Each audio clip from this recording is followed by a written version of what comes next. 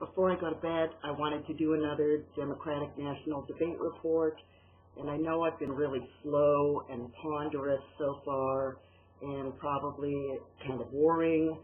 So this one I'm really just going to move right through, blast on through in honor of Mike Gravel, who is a no-nonsense, old-fashioned Democrat like there used to be before they became sissies.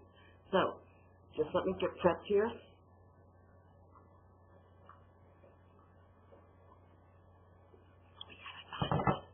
Wait. Nick Rat Gum. Okay, and I might be referring a lot to my notes, less eye contact, faster speech, get it done. Okay, so for Mike Gravel on makeup, I rank him a 4.5. There it is. Wait. There it is, 4.5.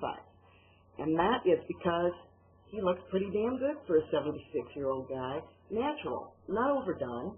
I think it really works for him. As far as the just like me factor, this guy is no BS.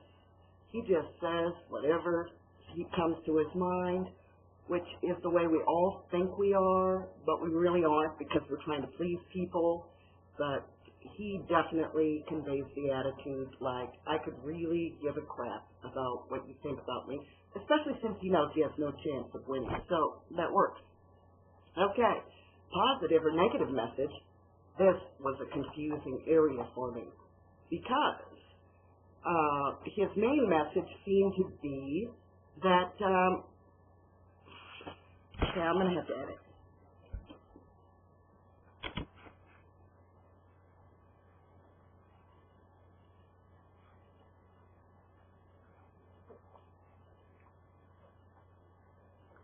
Okay, now as far as the positive or negative message, that's a little more difficult because his main message seems to be for Congress to get up off their collective butt and actually do their job, which in that sense would be positive for the public and negative for Congress.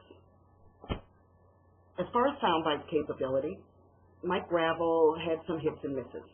I think his best hit was when he was talking about the way to pass anti-war legislation, and Tim Russert came back with this incredulous, oh my God, you expect to have the candidates here suspend their campaigns to actually go do the jobs they were elected for? And Mike Gravel responded, if it stops the killing, my God, do it. You know, who could argue with that? But then he kind of got off track when he got all defensive about his personal and professional debts and bankruptcies. Apparently he's not corrupt, just a really bad money manager. And he got real emotional, saying, essentially, credit card companies deserve paying his $90,000 campaign debt because he used it to empower the people.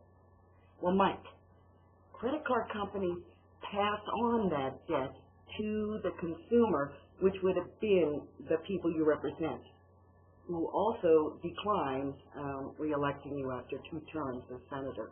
So, well, as far as the insider-outsider scale, there's just no question about that. I mean, he is outside. Yeah, he was a 2-term senator, but, you know, he's really rocked the boat a little too much. First of all, sometimes he didn't really vote the way the special interests wanted, and that always makes people mad. You know, in his terms, he filibustered to end the draft during Vietnam, and his best move was sneaking the Pentagon papers into the congressional record, thereby making them public. So what makes him so much of an outsider is that he exposes Congress for what they actually do and uses it against them. For instance, the fact that they actually don't go to work. You know, that's the only job where if you don't go to work, you still keep it. And then people elect you again. What is that about? And nobody reads anything. So you're not really supposed to use that against fellow congressmen because everybody does it. and therefore everyone's going to be exposed at once. But he wasn't afraid.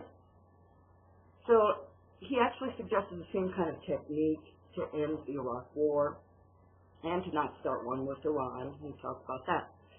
But he wants them to go all Mr. Smith goes to Washington on them, you know, to end the filibuster with cloture, which I never actually understood what that meant, but I'm pretty sure it's like a device they can use, and I think it's three-fifths of all members have to vote to end the filibuster within a certain amount of time. Well, you know, three-fifths of them don't show up every day. That's the trick. But he says have the vote every day, keep pushing, pushing, pushing. Then when it's a veto, then every day you bring up the override because one day all those Republicans are going to be out there having cigars. I think that's how it works anyway. It would in a Frank Capra movie. Well, you can see the other candidates' faces when he's saying this stuff. You know, that would be too hard. That would be impossible. Stop it. Don't tell our secrets. So, as a result, the RSE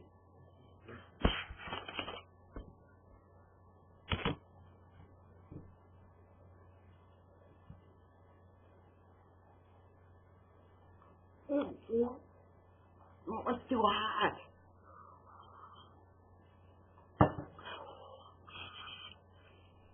So, as a result, the RSPC... Okay, I can't even spell. As a result, the RSP...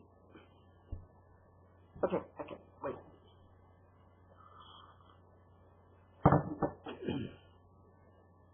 So, as a result, the RSPECT, Aretha Franklin factor, is nil. This guy claims to get no airtime, and I believe it, because he looks more like journalists used to look, and Tim Russert looks like he's one of the candidates. He is one feisty guy violating that false sense of gentility around the room. I mean, this demeanor is what Democrats used to look like, especially when they still had the Dixiecrats on their side. So, this is Karin saying, cut through the cracks in honor of Mike Gravel. But you'll probably vote for somebody else. Next time, Dennis Kucinich. Oh, let's just call him Kooky. So, those plates behind me kind of make me look like a Minnie Mouse ears. Go down a little bit, that mask, like horns. Yeah. Oh, I'm going to sleep well tonight.